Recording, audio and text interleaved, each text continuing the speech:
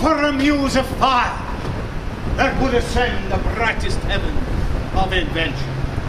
A kingdom for a stage, princes to act and monarchs to behold the swelling sea. Then should the warlike Harry, like himself, assume the port of Mars, and at his heels, leashed in like hounds, should famine, sword and fire crouch for employment.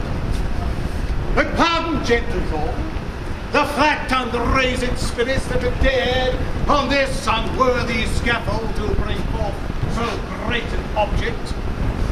Can this cockpit hold the vasty fields of France? Or may we cram within this wooden ode the very casks that did affright the air of Agincourt? Pardon, since a crooked figure may attest in little place a million, and let us cypress to this great account on your imaginary horse's work. Suppose within the girdle of these walls are now confined two mighty monarchies, whose high upreared and abutting fronts the perilous narrow ocean parts asunder. Piece out our imperfections with your force into 1,000 parts by one man, and make imaginary puissance.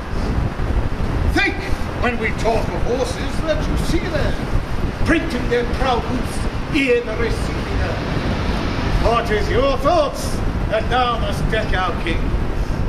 Carry them here and there, jumping over time, turning the accomplishment of many years into an hourglass, for which supply admit me, chorus, to this history, who prologue like your humble patience pray, gently to hear, kindly to judge, our play.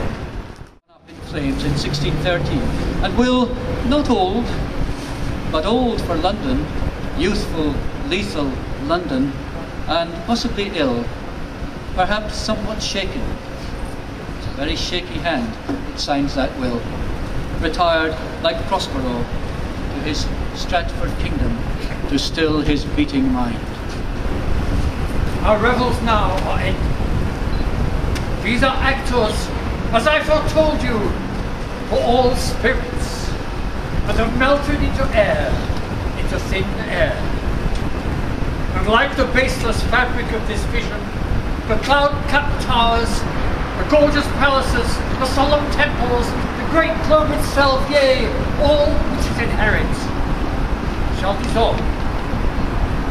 And like this insubstantial pageant faded, leave not a wreck behind.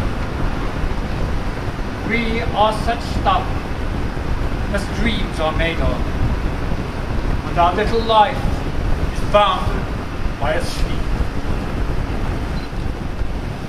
And does Shakespeare have no qualms about ghosts or epilogues?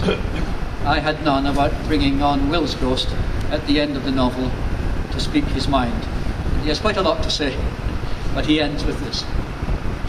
Falstaff's my man, a man with his feet on English earth and his head in that green Bible where all flesh is grass, and his dying memories are of green fields. He babbles about a green England that was far more moving and enduring than anything dreamed up by the political pygmies that dropped their country in the gutter, lost their borders, and made my England bleed. An angry ghost? Yes, and a sad one too. The soul of an age, talking to an age without a soul. Oh, is that too hard?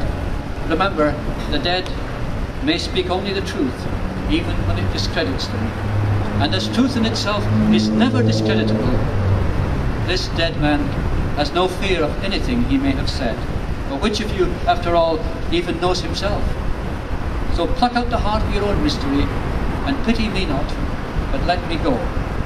Let us be thankful for that which is, and with us leave disputes that are above our question. Let's go off.